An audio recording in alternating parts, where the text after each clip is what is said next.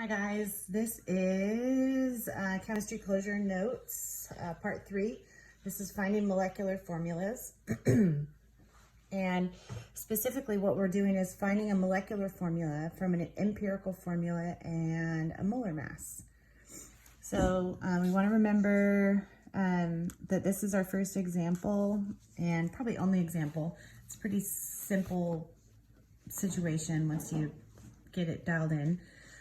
If an empirical formula is CH3 and molar mass is 45.10 grams per mole, what is the molecular formula? So we want to recognize that the molar mass represents, and I'll put this in a different color, this is the mass of the molecular formula. So what we need to do is find out by how many times more is this greater than how much this weighs. So what we're going to do is find out how much does the empirical formula weigh. So the empirical formula mass is going to be 1 carbon plus 3 hydrogens, and that comes out to be 15.035 grams per mole.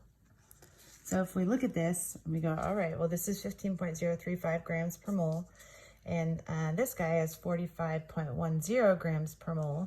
We want to know by how many times greater is this than this. So we're going to take the molecular formula mass and divide it by the empirical formula mass. And that's going to give us a multiplier for the empirical formula.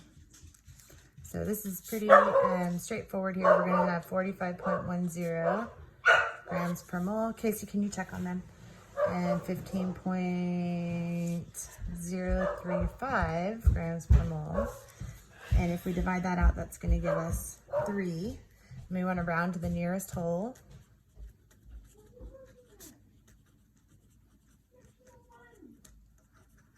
So that means that the molecular formula, sorry about my dogs, is 3 times greater than the empirical formula.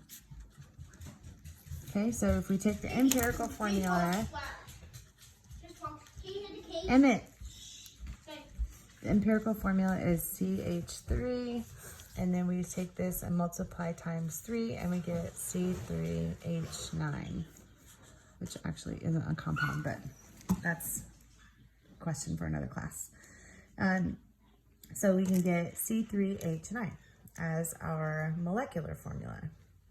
So that's one example, and I'm just going to do a really quick calculation to set up the next one. Okay, so our second example, I guess we'll do a second example because you guys need more examples, as examples are good.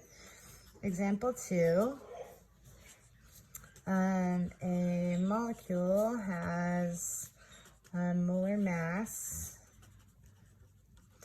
of 188.155 grams per mole, and its percent by mass data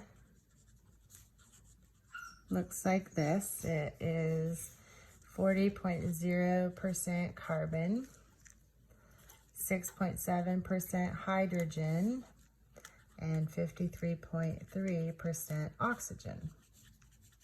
And we want to know what is the empirical formula and the molecular formula.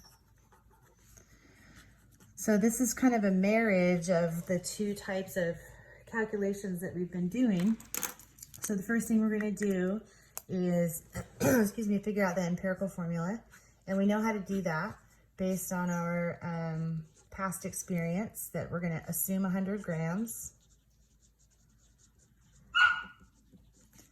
So we have 40 grams of carbon, 6.7 grams of hydrogen, and 53.3 grams of oxygen. We're going to convert to moles. with each molar mass. And this is going to give us 40.0 divided by 12.011. That gives us 3.33. So this is moles of carbon. 6.7 divided by 1.0079. This is 6.65 moles of hydrogen, and 53.3 divided by 15.999. That gives us 3.33 moles of oxygen. So you can see if we divide this all by the smallest moles, that's going to give us C, 2 H's, and 1 oxygen. So our empirical formula comes out to be CH2O. That's our empirical formula. And so that guy has a mass